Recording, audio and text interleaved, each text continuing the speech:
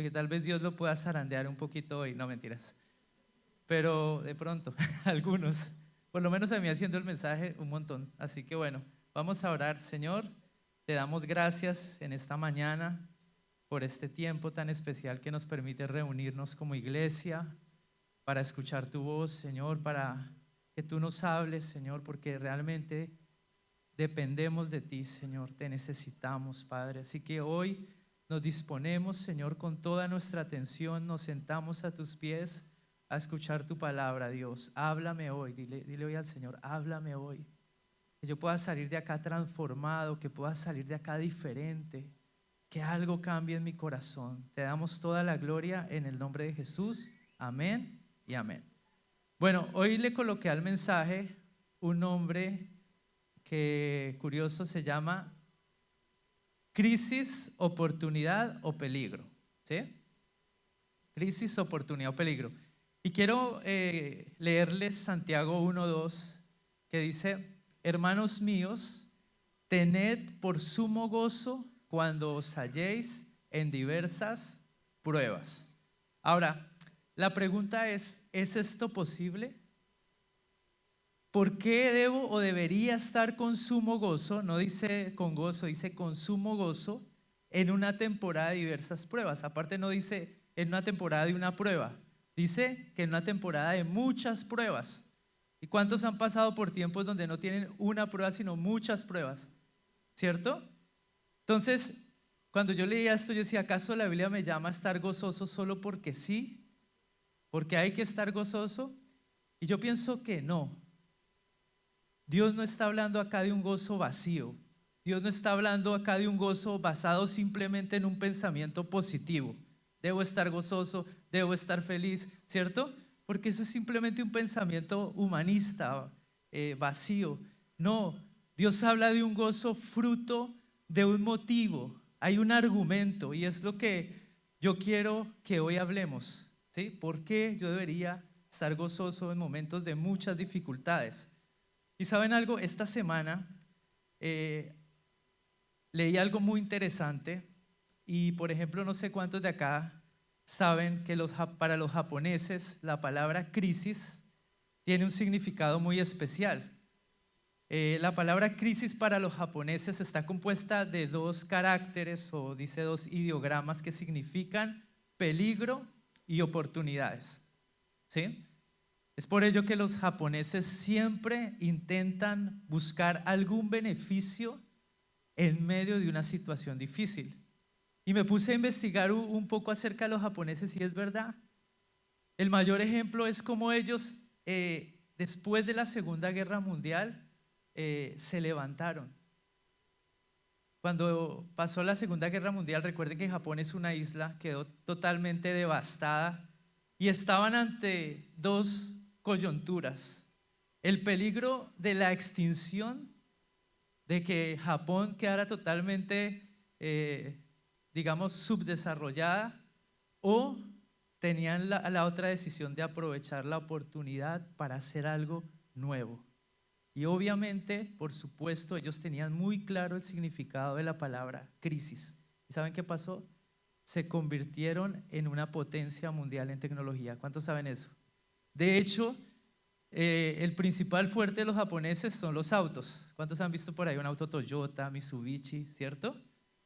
Ahora, tomando este ejemplo podemos decir algo y es que en la crisis o en los momentos difíciles siempre van a estar presentes dos elementos, solo dos, y es el peligro y la oportunidad.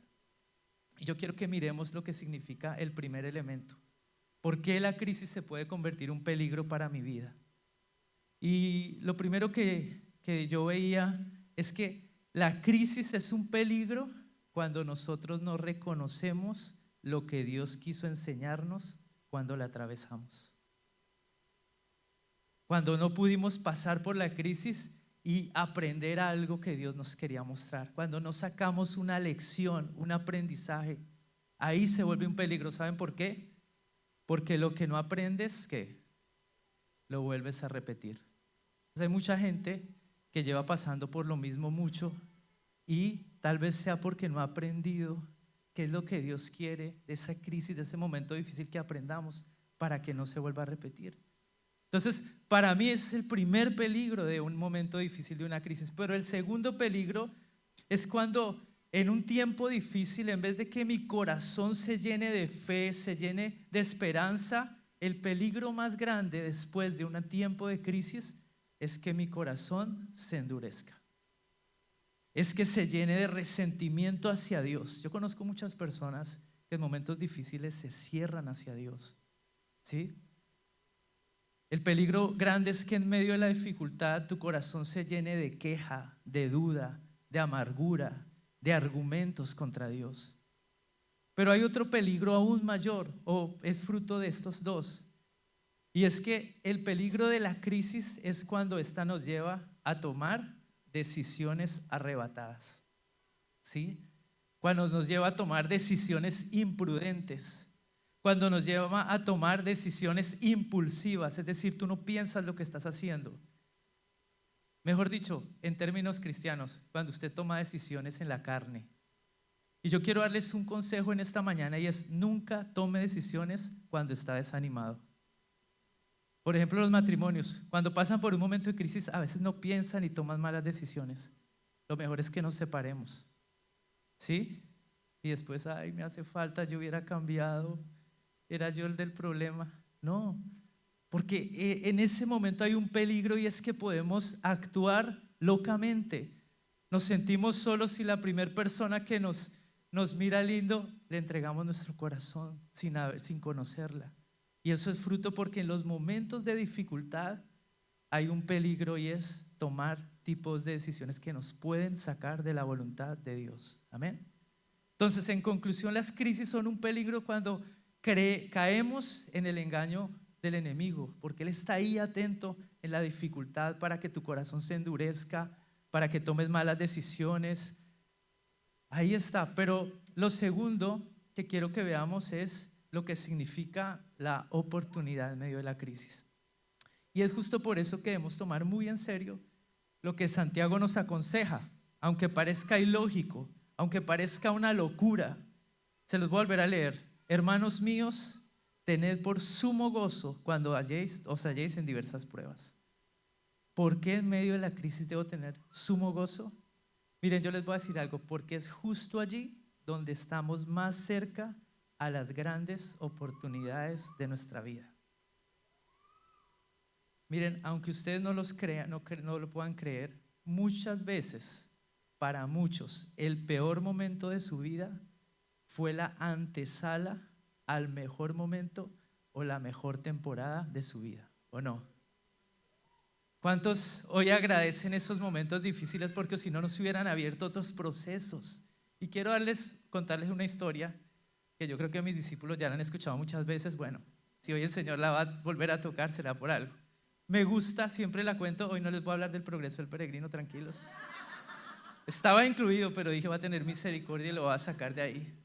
Pero hay una historia muy linda, y es un hombre, un maestro, quería enseñarle algo acerca de su discípulo. Ojo, siempre que cuento una historia le cambio cositas, porque no me acuerdo siempre de la misma. Pero le invento cositas también, que le suman o le quitan, bueno, le quitan tiempo, ¿no? Este hombre iba caminando y dijo: le voy a enseñar hoy algo a mi discípulo. Y dijo: ¿sabes qué? Vamos a la región más pobre de este lugar. Y se fueron por allá a un lugar y dijo: mira, si ves ese lugar que tiene 2 hectáreas totalmente desérticas, si ves la casita que hay ahí, acompáñame, vamos a ver si nos podemos quedar ahí.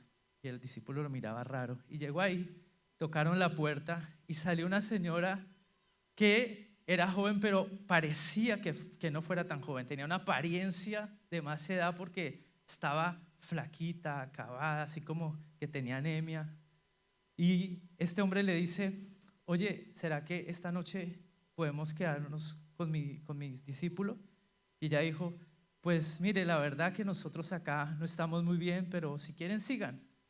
Y ellos entraron y ella sacó 2 vasos de leche, pero poquita, y se las dio. Y entonces él se tomó la leche y le dijo: bueno, ¿y cómo están? Entonces él le dijo: no, pues como puede ver, la casa está mal, llena de goteras, aquí apenas sobrevivimos. Y él le dijo: ¿y ustedes de qué viven? Entonces ella Le dijo, mire por esa ventana de eso. Y era una vaquita flaca, toda así, raquítica. Y apenas él la miró, la vaquita lo miró y le dijo, ayúdeme. No tiras. Estaba que se suicidaba. Entonces dijo, vivimos de esa vaquita. Dijo, ah, ok. ¿Y cómo así que vende esa vaquita? Sí, tengo 3 hijos. Uno se levanta y le da de comer. El otro le saca la leche y casi siempre salen 2. Ahora sale una botella. Y el otro va y la vende a un vecino. Y lo que sobre, pues de lo que nos llegue comemos, pero a veces no podemos comer. Entonces este hombre, el maestro, dijo, no, ¿sabe qué? Mejor no me voy a quedar acá, no voy a hacer una carga más para usted. Entonces se fue con su discípulo y se fueron y se quedaron cerca de la casa y esperaron que fueran como las 2 de la mañana. Y este hombre le dice al discípulo, ven, lo que te voy a decir no lo vas a entender. Y el discípulo lo miraba así y dijo, necesito que vayas y mates la vaca. Y el discípulo miraba y decía, tremendo líder que me mando yo. Qué crueldad. Pero era un discípulo de esos que son así bien obedientes y dice, bueno, está bien, allá él con Dios. Y fue y tú mató a la vaca. Y bajó y se quedaron ahí un rato, como a la madrugada, a la hora que salían a ordeñar la vaquita. Se escuchó un lamento, un griterío, un lloro que no paraba. Y entonces el maestro dijo, bueno, levantémonos de acá y vámonos.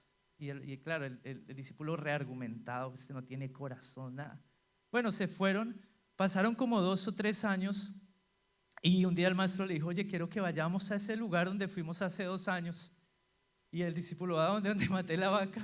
Dijo, sí, vamos allá. Dijo, uy, no, yo todavía estoy orando para que el Señor sane mi corazón. Dijo, no, vamos allá. Y llegaron allá.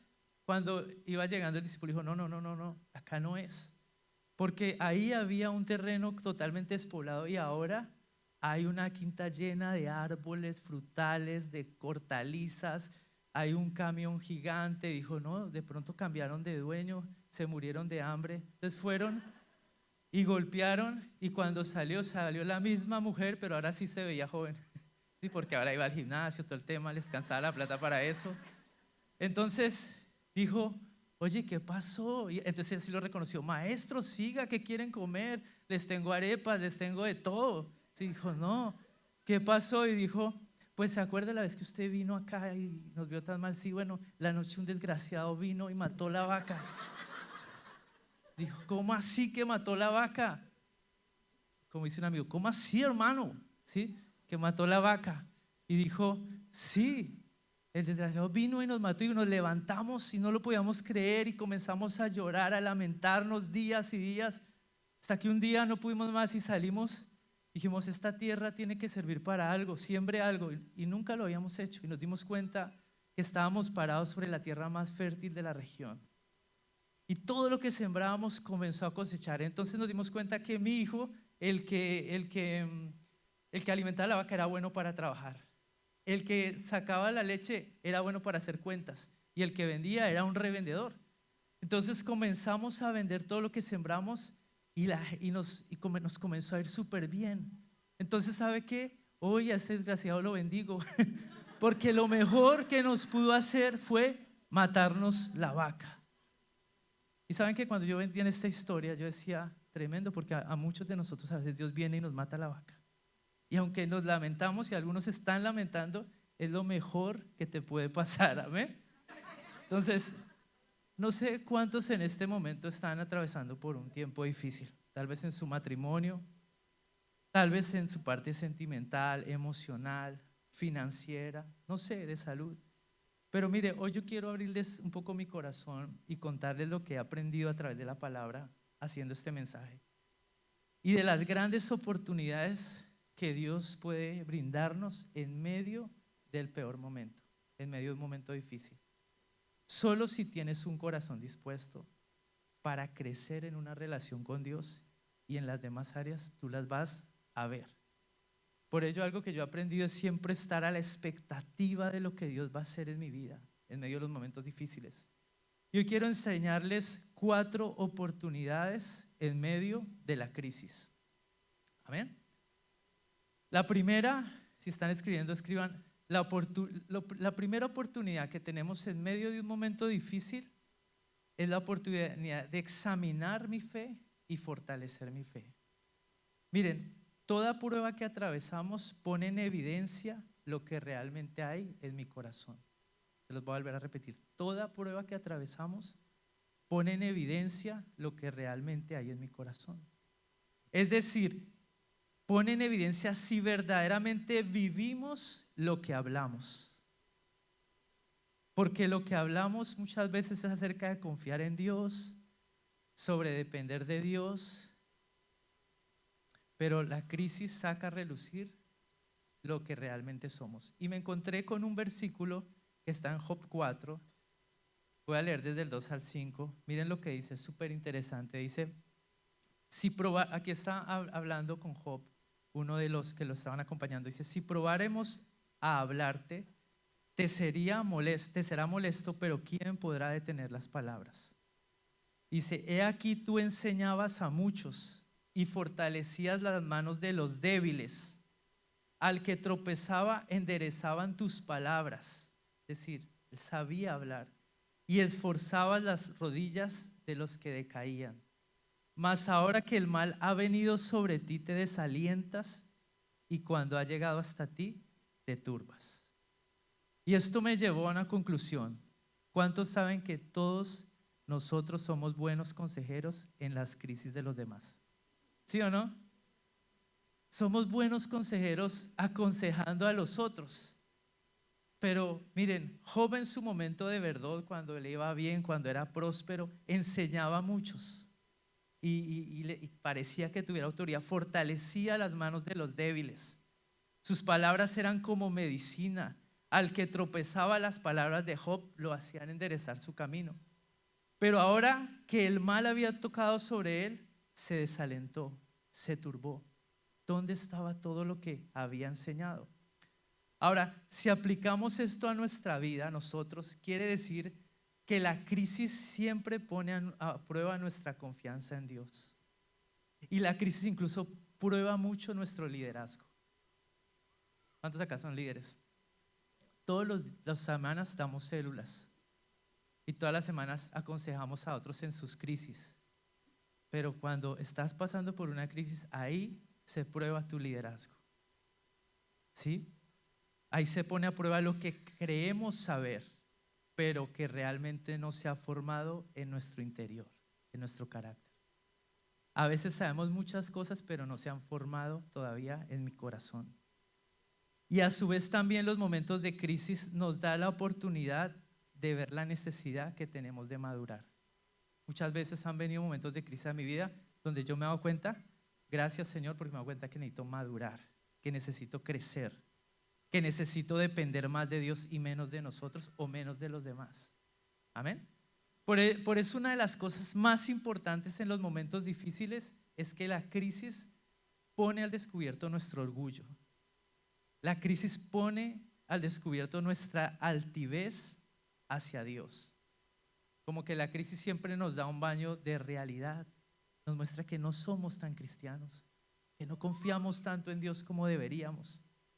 Porque muchas veces nuestra actitud es como la de la iglesia de la Odisea. ¿Algunos han leído la iglesia de la Odisea? Ellos dicen que creían que no tenían necesidad de nada, que eran ricos. Estúdienlo, está en Apocalipsis 3. Y a veces pensamos igual, que no tenemos problemas, que nuestro carácter es el mejor carácter, ¿cierto? Decimos, no, yo la verdad mi carácter es, 10 puntos, nuestro matrimonio es perfecto, llevamos un mes de casados, ¿sí? No tenemos debilidades, bien cancheros como dicen acá, hasta que llega la prueba. ¿Qué es la prueba? Se los voy a resumir una cosa. La prueba es el zarandeo. ¿Saben qué es un zarandeo? Cuando algo se sacude.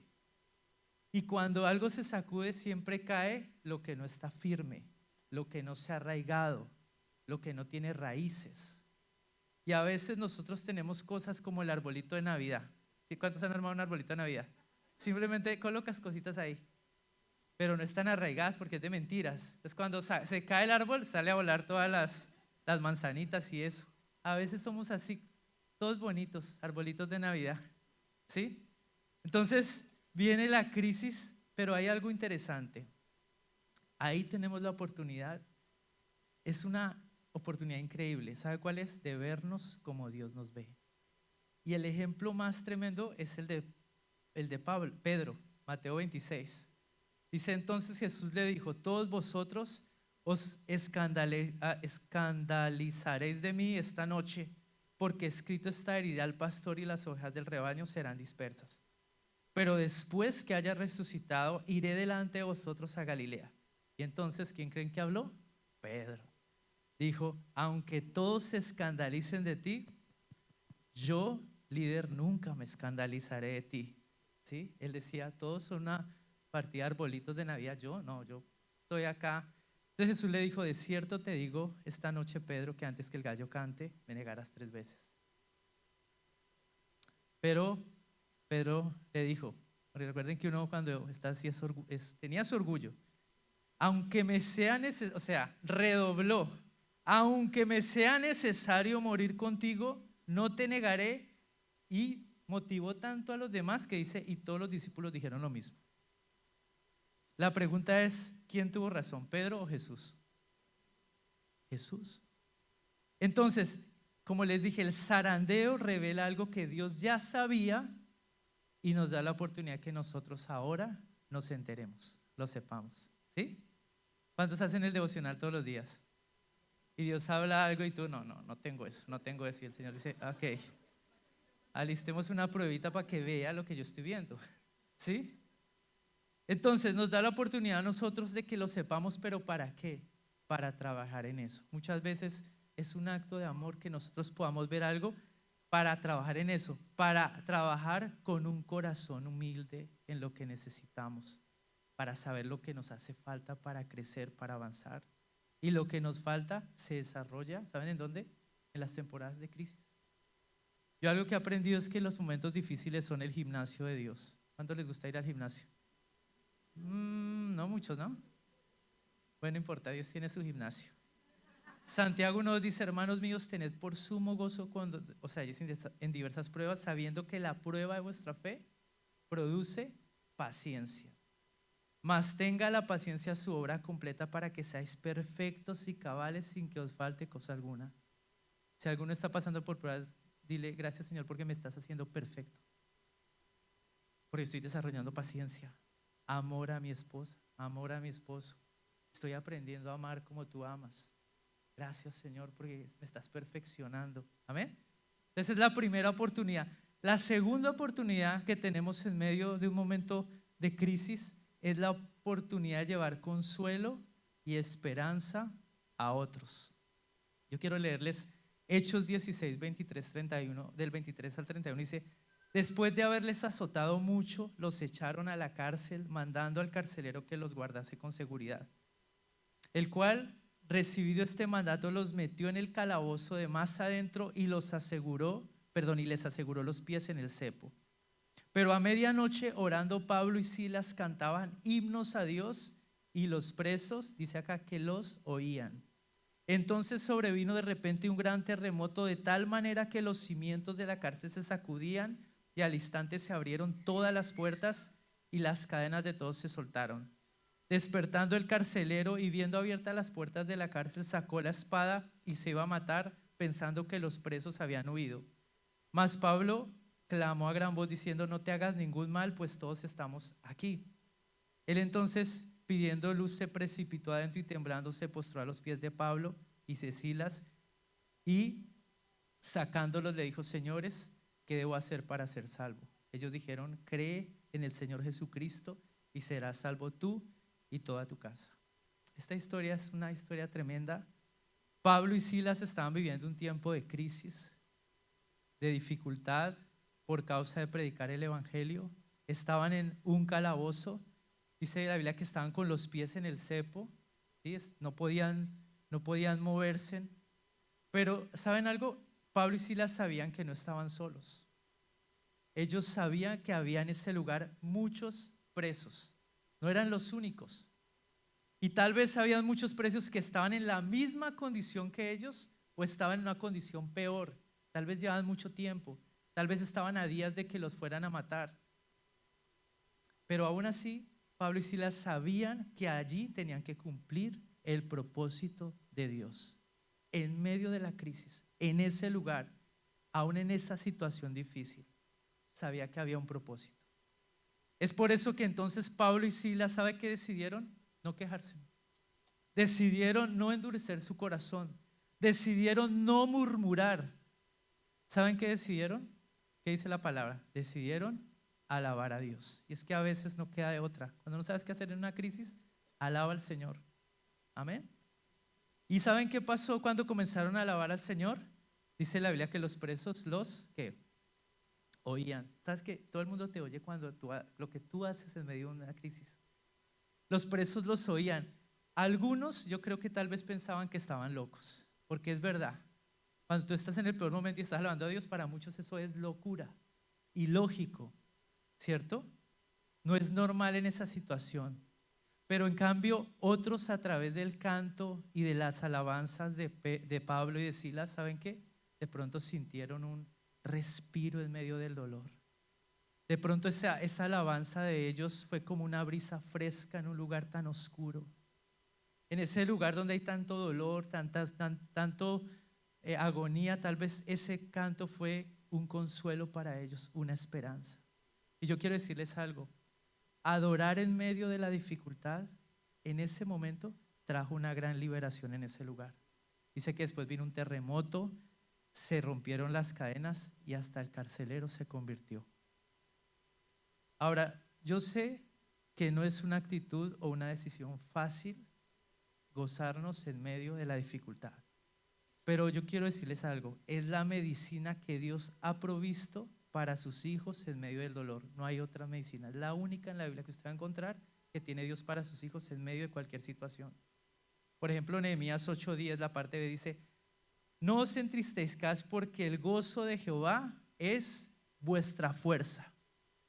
¿Cuánto necesitan fuerza en un momento difícil? El gozo de Dios le da esa fuerza. Filipenses 4:11, la parte B dice: pues he aprendido a contentarme, es decir, a estar gozoso cualquiera que sea mi situación. Entonces, esto es muy importante porque en las peores situaciones que podamos estar atravesando, tenemos una gran oportunidad. ¿Sabe cuál es? De ser influencia para otros.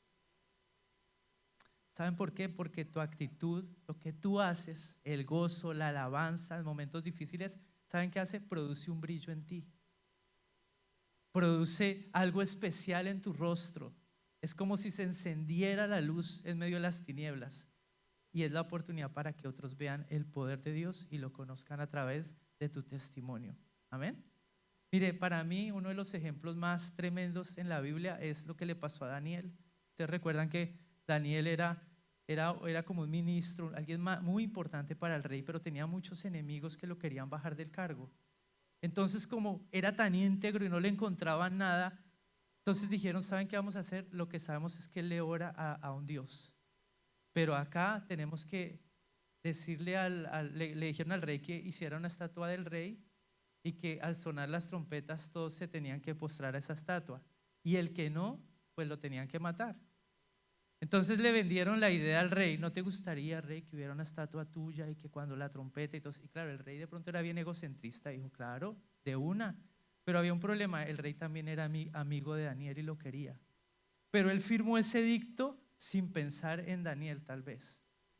Entonces cuando sonó la trompeta, todos ¿a quién estaban mirando? A Daniel.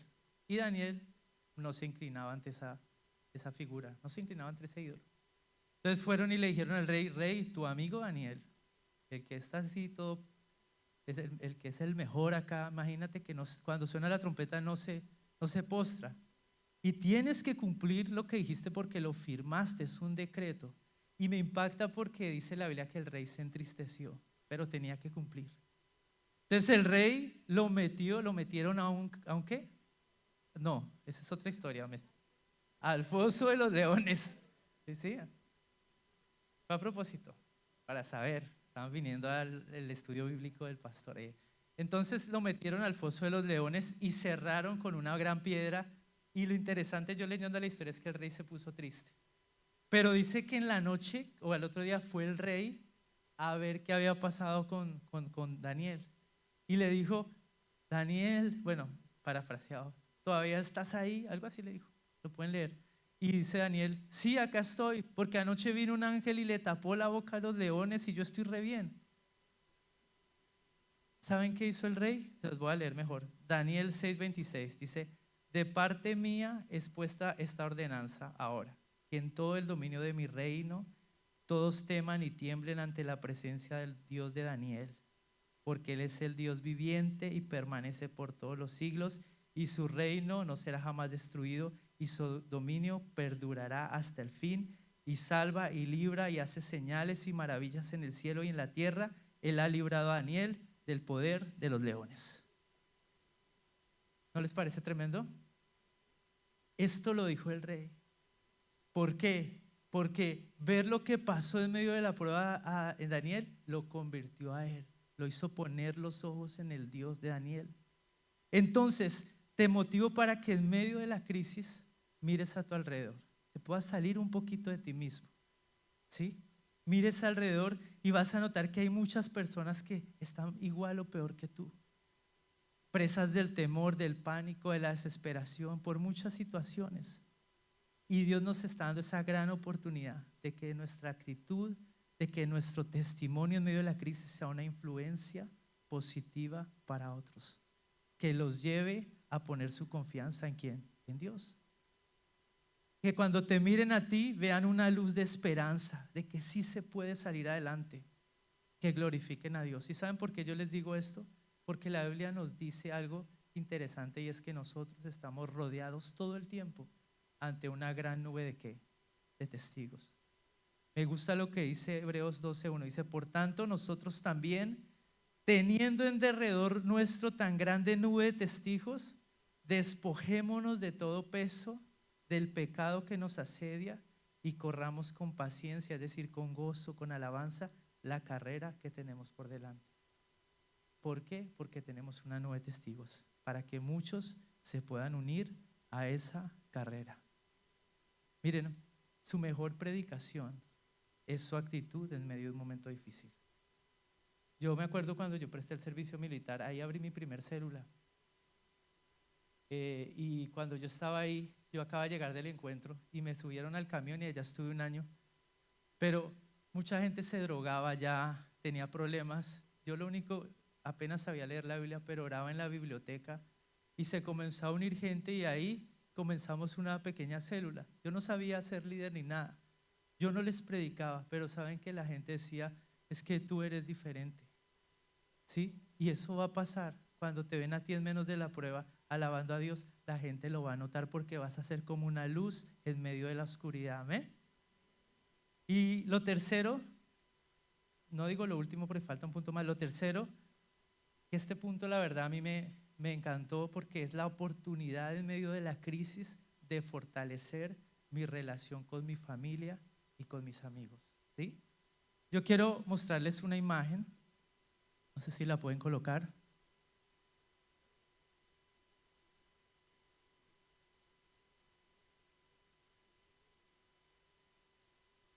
Eso.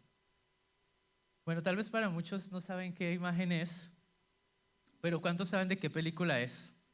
¿Sí? Algunos que, bueno, les tengo plan para esta tarde. Una película buena. Una película italiana estrenada el 12 de diciembre de 1997, el año que yo me gradué. Sí, ya ha pasado tiempo, fue el siglo pasado. ¿Sí?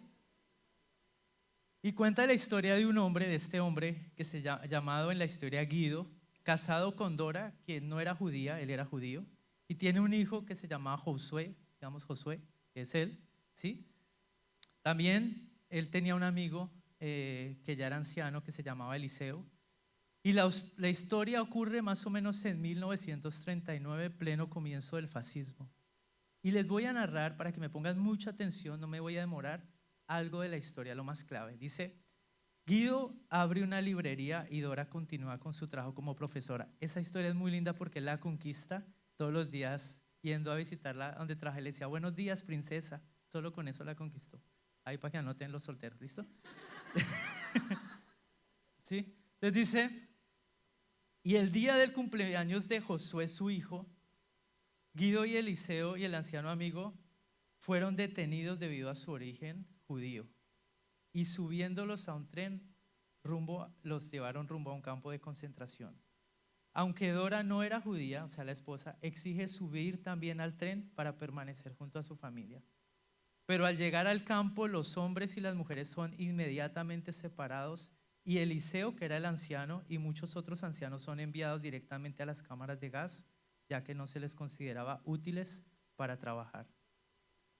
Guido oculta a su hijo de la terrible situación que estaban viviendo, haciéndole creer que es solo un juego en el que deben ganar puntos. Y el primero que gane 1000 puntos conseguirá un tanque de guerra auténtico. También le dice que si llora, si pide comida o quiere ver a su madre, perderá puntos. Mientras que si se esconde de los guardias del campo, ganará puntos extra. Guido usa esta fantasía para justificar la realidad que están viviendo. Tremendo, ¿no? Vale la pena vérsela, en serio. Pero algo que me impactó esa película, porque es de esas películas que hace llorar de verdad, algo que me impactó esa película es como este hombre Guido, este padre, en medio de un momento tan difícil, tan adverso, quiso cuidar el corazón de su hijo y le hace parecer que todo era un gran concurso y un gran juego. Imagínese el corazón de este padre, no permitiendo que esa situación tan terrible los separara, por eso le decía que se escondiera, y fuera también a su vez traumático para su hijo. Ahora, aunque esta historia es de ficción, aunque hay un libro basado en esta historia de la vida real, y probablemente nadie sería capaz de hacer algo así, algo que les quiero decir es que esto nos deja una gran lección. Y es como en los momentos difíciles tenemos la oportunidad de escoger dos cosas. Si dejamos que el dolor y lo duro que esté pasando destruya a mi familia, destruya las relaciones con personas que amamos, o si aprovechamos la crisis para unirnos más, para cuidarnos más, para conocernos más, para apoyarnos más y, ¿por qué no?, para pasar buenos momentos, porque en medio de las crisis se pueden pasar buenos momentos. ¿Saben qué? Yo pensaba algo y es que los momentos que más recordamos, los más memorables, no siempre son cuando estamos en la playa, en un yate, cuando estamos prósperos. Son lindos esos recuerdos, ¿cierto? Claro que es una bendición cuando tú puedes compartir con tu familia en un buen lugar, pero para mí los momentos más memorables son los recuerdos de cuando, no teniendo nada, podíamos ser felices. Y ¿saben algo? Haciendo esta charla me acordé de algo que siempre me acuerdo, pero hoy anoche me acordé haciendo el mensaje. Y es que nosotros con mi hermano y mi mamá, cuando teníamos como 6 años, 7 años, vivíamos en dos ambientes, los tres, porque yo no viví con mi papá. Y mi mamá trabajaba todo el día. Bueno, entre otras cosas, y Carito, que conoció a mi mamá, sabe que era una mujer que nunca la veías brava, o sea, de mal genio. Y haciendo este mensaje yo me acordé que ella llegaba tardísimo de trabajar, cansada, y nos hacía arepas. ¿Sí saben todos qué son arepas? Obvio, ¿no? Claro, ¿cómo no van a saber qué son arepas? Bueno, en ese tiempo también, en Colombia comíamos muchas arepas. Pero lo interesante es que yo todavía me acuerdo que mi mamá llegaba cansada y las hacía en forma de carritos, en formas de luna, en forma les hacía formas, ¿sí? Un transforme, no mentiras tampoco, ¿sí? Les hacía formas. Y me acuerdo porque tengo muy marcado que ella, cuando nos servía con mi hermano, éramos felices. Y ella nos contaba lo que hacía y todo, y jugamos ahí con las arepitas, ¿no? Era la única forma de que no las comiéramos. Ahora sí me gustan, ¿sí? Entonces, yo me ponía a pensar y yo decía, mi mamá podría haber llegado cansada, que salgan las arepas como salgan, grandes, pequeñas, pero con todo y eso ella quería compartir un tiempo con sus hijos y se tomaba el trabajo de hacer figuritas y podernos las dar. Y ¿saben qué? Yo veo ahí una mujer que en medio de la crisis decía, no me va a robar el gozo con mi familia, no me va a robar el poder pasar un buen momento con mi familia. Miren, para no ir más lejos, recordemos la pandemia, ¿sí? Muchos en la pandemia, muchos matrimonios se acabaron en la pandemia. ¿Usted sabía eso? Pero otros en la pandemia se fortalecieron. Otros pasaron momentos memorables. ¿Cuáles eran los videos que uno más veía en la pandemia? El papá en la patineta de un lado para otro con los hijos en la sala, ¿sí o no? Un montón de videos, les iba a traer videos, pero no quería alargar. Pero un montón de videos lindos que se hicieron en la pandemia, no se pudieron hacer en otro momento. De padres que dijeron, bueno, ya que no podemos hacer nada más, pues al menos pasémosla bien, se puede. Entonces, miren, en los momentos de crisis usted escoge, siempre escoge, y es una buena oportunidad. Así sea, bueno, no podemos ir al cine, pero vamos a estar en la casa, vamos a hacer unos pochoclos, vamos a pasarla, ¿sí me hago entender? Pero es usted el que escoge cómo, qué oportunidad ve en medio de la crisis. Uno de los ejemplos más grandes que yo veo en la Biblia es la historia de la iglesia primitiva. Una iglesia que realmente fue perseguida. El que dijera que es cristiano, lo iban matando. Que fue rechazada, que vivía en gran necesidad. Pero en medio de eso, ¿sabe qué hacían? Miren, Hechos 2:46 dice: y perseverando unánimes cada día en el templo y partiendo el pan en las casas, comían juntos con alegría y sencillez de corazón, alabando a Dios y teniendo favor con todo el pueblo, y el Señor añadía cada día a la iglesia a los que habían de ser salvos. En un momento complicado que se la pasaban haciendo en la iglesia primitiva, compartiendo el pan, pasándola juntos. Miren, todos nosotros tenemos necesidad de conexión. Y tú siempre vas a recordar y a valorar a quienes estuvieron ahí en los momentos difíciles.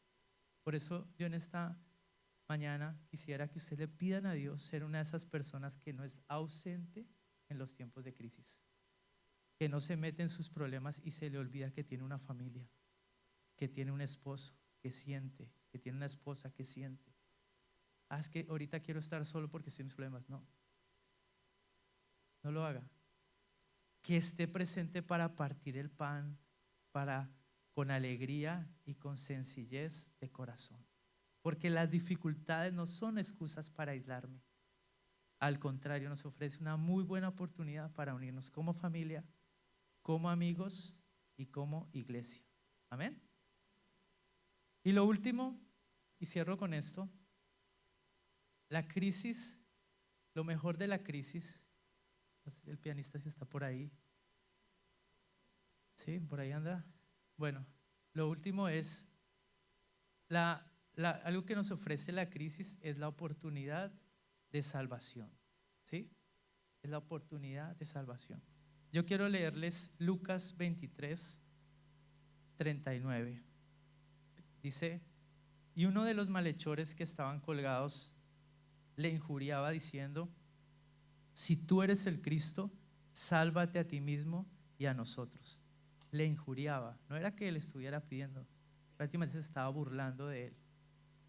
Pero respondiendo el otro le reprendió diciendo: ni aún temes tú a Dios estando en la misma condenación. Nosotros, la verdad, justamente padecemos porque recibimos lo que merecieron nuestros hechos, mas ningún mal hizo. Y acá fue donde yo dije: está tremendo lo que hizo este hombre. Y dijo a Jesús, lo miró y dijo: acuérdate de mí cuando vengas en tu reino. Entonces Jesús, que no habló nada, creo que Jesús en todo el trayecto del Calvario y todo esto no habló casi con nadie, cerró su boca, pero yo puedo ver una sonrisa en ese momento en los ojos de Jesús, diciéndole con mucho amor: de cierto te digo que hoy estarás conmigo en el paraíso. No, si me regalan la última imagen. Miren, ambos, los que estaban al lado y lado, sabían que iban a morir. Era inevitable, ellos sabían que iban a morir. Estaban en la mayor crisis de sus vidas. Dígame si no es la mayor crisis estar a unos minutos de perder la vida y no saber para dónde me voy. Ambos sabían que estaban ahí porque se lo merecían, eran culpables, eran ladrones, quién sabe qué hicieron, no tuvieron una vida muy buena que digamos, sabían. Pero ¿sabe algo que me impactó? Ellos dos representan lo que les enseñé al principio: oportunidad y peligro. Los dos estaban en la misma situación, pero ambos vieron cosas diferentes en medio de la adversidad. El primero cayó en la trampa del enemigo. la crisis se constituyó el más grande peligro para él. ¿Por qué? Porque en un momento así, en vez de que su corazón se ablandara, se endureció más. En ese momento tan determinante, cayó en el peligro y se resintió contra Jesús y se burló de él. No tomó una buena decisión, no vio la oportunidad de su vida. Por eso yo les digo, los momentos difíciles es peligroso. Tienes que cuidar tu corazón, porque a raíz de eso él no solo murió una vez, murió 2 veces. Murió físicamente y murió eternamente. Pero el segundo, a pesar de igual iba a morir, sabía que también merecía estar ahí, sabía que también era culpable, pero en medio de eso dijo: ok, la vida la voy a perder, pero tengo una oportunidad para salvar mi vida eterna. Si es verdad que este hombre es hijo de Dios, porque seguramente ahí tuvo la revelación de quién era Jesús, dijo: ¿por qué no? Miren, no tuvo tiempo de haber hecho ni una sola buena obra, ni una, nada. O sea, fue el que llegó a la puerta, no pudo nunca hacer nada bien, nada. Tal vez él dijo: yo ni le digo eso porque no he hecho nada bueno. Pero sin embargo él dijo: pero es una oportunidad, la única que tengo. ¿Saben qué? Le habló a Jesús, tomó una buena decisión, creyó a Jesús: Señor, si es posible que hoy yo esté contigo. Y el Señor le dijo: hoy mismo estarás conmigo en el paraíso, porque Dios no le cierra la puerta a nadie. Y tal vez la crisis que estás pasando hoy sea una crisis que te lleve a poner tus ojos nuevamente en Dios. Y miren, yo quiero cerrar con algo. La crisis más terrible que tiene el ser humano es que un día se va a enfrentar con la muerte. Es decir, ahí vemos a uno de los ladrones, a otro, y ¿sabe quién debería estar ahí en la mitad? Tú y yo. Ahí deberíamos estar. Pero ahí se puso Cristo por ti. Y ojalá que hoy, en el momento de la crisis que estás viviendo, puedas ver a Jesús y puedas aprovechar la oportunidad que hoy te está dando de recibirlo en tu corazón, de entregarle su vida y tomar la mejor decisión. Miren, yo les digo algo: un cristiano muere una vez, pero nace 2 veces. ¿Sí sabían eso? Solo vamos a morir físicamente, no más, pero nacemos 2 veces. Cuando nacemos físicamente y el día que recibimos a Cristo en nuestro corazón, nacemos de nuevo, una nueva naturaleza que no va a acabarse nunca, que es eterna. ¿Cuántos quieren tener esa naturaleza? Yo creo que